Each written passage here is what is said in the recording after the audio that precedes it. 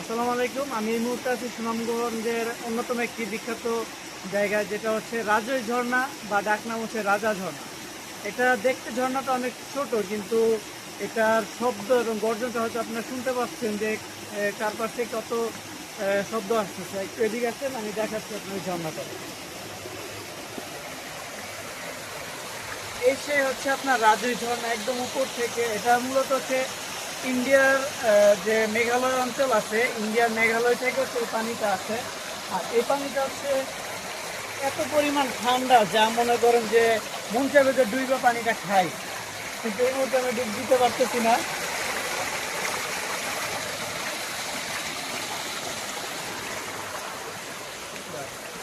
যারা হচ্ছে টাঙ্গুয়ার হাওর আর কি ঘুরতে আসবেন, রাজের ঝর্ণাটা অবশ্যই একবার হলেও দেখে যাবেন। এই ঝর্ণা এখানে আসলে পরিবেশটা খুবই ঠান্ডা এবং পানিগুলো এতটা ঠান্ডা যে মনে চাইবে যে বারবার ডুবাই।